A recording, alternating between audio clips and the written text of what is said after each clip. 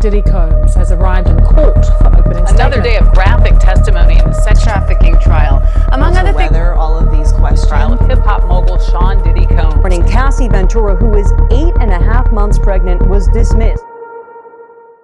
Diddy's ongoing trial has sparked a wave of reactions, and with each passing week, it seems we're only scratching the surface of what's really been going on behind the scenes.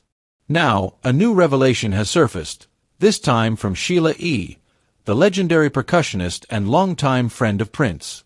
For those who don't know, Prince wasn't just any music icon. He was a visionary artist known for pushing boundaries, protecting his independence, and speaking out against exploitation in the industry. Now, before his passing, Sheila E shared a unique bond with Prince. She was not only a longtime collaborator, but also the last person he spoke to before he died. I know you guys spend a lot of time together, what's your fondest memory? There's many. There's many. Thank you. All right, take care, okay? But Prince's world wasn't without its tensions. One of the notable figures involved was Diddy, whose relationship with Prince was complex, marked by both respect and conflict. At the same time, Sheila E and Prince had this really special bond that went way beyond just making music together. Their friendship started back in the early 80s when Sheila, already a talented percussionist, got connected with Prince through her dad, Pete Escovedo. Prince saw something incredible in her right away and invited her to join his band, The Revolution. That was just the start of an amazing creative partnership. They made some unforgettable music together, like Sheila's big hit, The Glamorous Life, which Prince actually wrote and produced for her. And when they hit the stage, their energy was electric. Sheila's powerful drumming and vocals blended perfectly with Prince's genius guitar skills and showmanship. Watching them perform on the Purple Rain tour was something special. They had this chemistry that was impossible to ignore. On top of all that, they shared a really close personal connection. They never officially said they were a couple, but everyone who knew them could tell there was something deep there, kind of like they really understood and cared about each other in a way that went beyond friendship. Their 38 years of friendship filled with ups and downs. Well, we both loved a lot of the same music, the same artist, and we were both very competitive. We liked a lot of the same things, and we figured out, we became friends very quickly when we first met.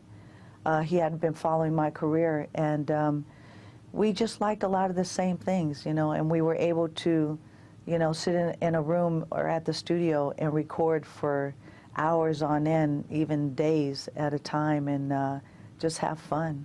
Sheila has talked about how Prince was not just a mentor or a creative partner, but someone she trusted deeply. In fact, Sheila E was reportedly the last person Prince spoke to before he passed away in 2016, and she shared how emotional that moment was for her, proving just how close they were after all those years. It was a conversation full of warmth and trust, and it really highlights the unique bond they had. Meanwhile, Prince and Diddy had a very different kind of relationship, one that was never particularly close, but they definitely knew each other and crossed paths in the music world. Unlike Sheila E, who was one of Prince's closest creative collaborators and confidants, Diddy and Prince didn't really work together musically. Their worlds were just different. Prince was this enigmatic, genre-defying artist who valued deep creative freedom and spiritual themes in his work. Diddy, on the other hand, rose through the hip-hop and business world, building a brand centered around luxury, power, and the flashy lifestyle of a mogul. Still, that didn't mean there was no respect at all. There was one interesting moment back in the mid-2000s when Diddy actually held a party at Prince's house in Los Angeles. Now, that might sound casual, but anyone who knows Prince's personality knows how significant that was. Prince was extremely private. His home wasn't just his residence, it was his sanctuary. Letting Diddy host a party there wasn't a small gesture. It signaled that, at least on the surface, Prince was willing to extend a certain level of courtesy or respect. But that moment of public civility didn't mean they saw eye to eye behind the scenes. According to multiple sources, including people close to Prince, he was never entirely comfortable with the image Diddy projected. Prince was vocal throughout his life about the dangers of the music industry becoming too commercialized. He often criticized how the industry promoted fame, wealth, and excess over artistry and integrity. And when he looked at Diddy, who was known for his over-the-top music videos, all-white yacht parties, expensive champagne, and blinged-out fashion, it clashed with everything Prince believed music should stand for. Prince saw music as a sacred space, something meant to uplift, to challenge, to express deeper truths. He believed in being provocative, yes, but in a way that was rooted in meaning. So the materialism and the portrayal of women in a lot of mainstream hip-hop, especially what Diddy represented, troubled him. In fact, he was so outspoken about protecting artistry and rejecting exploitation that he famously changed his name to an unpronounceable symbol during a contract dispute with Warner Brothers, just to reclaim ownership of his work. That's where the real tension came from. Prince didn't have a personal vendetta against Diddy, but he saw him as a symbol of what was going wrong in the music industry, how image and wealth were being prioritized over substance. Sheila E. recently spoke out about a private conversation she had with Prince not long before he passed. According to her, Prince shared a warning about Diddy and his influence, specifically calling out the cultural messages Diddy was helping to push, messages that revolved around excess, objectification, and shallow values. Prince feared that this direction wasn't just a passing phase, but something that could shape an entire generation of artists and listeners. He was deeply concerned about where the soul of music was heading. And that's why, despite the occasional handshake or shared party, Prince and Diddy never truly connected. Their values, their visions, and their reasons for making music were fundamentally different. Prince wasn't trying to be judgmental, he was trying to protect something he cared about deeply: the power of music to inspire, heal, and elevate. So when Sheila E. shared Prince's final warning about Diddy, it hit differently. It wasn't about gossip or drama, it was about legacy. About one of music's most brilliant minds trying to leave a message about what really matters in an industry that's constantly evolving. Sheila E.'s revelation doesn't just add depth to Prince's story, it forces us to re-evaluate Diddy's legacy at a time when his name is making headlines for all the wrong reasons.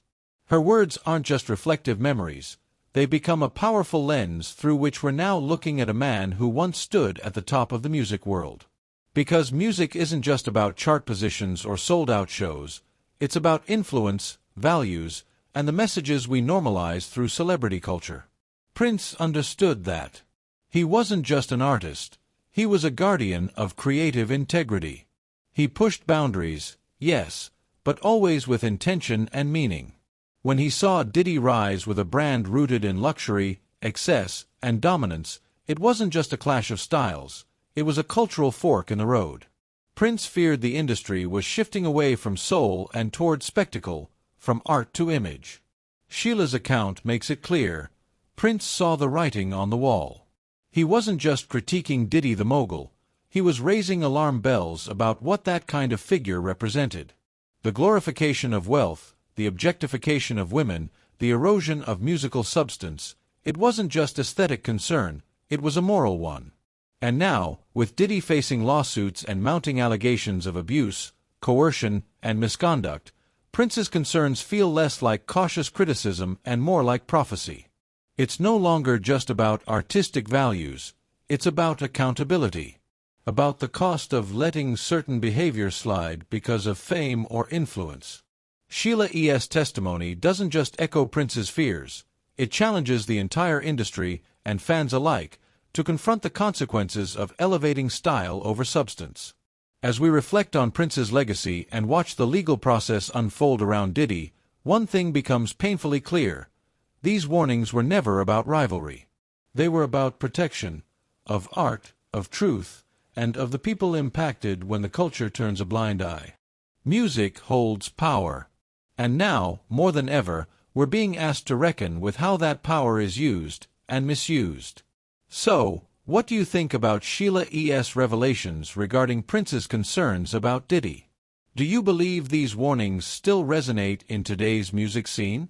Let's talk about it in the comments below. If you found this video insightful, please hit that like button, subscribe, and ring the notification bell to stay updated on our latest content.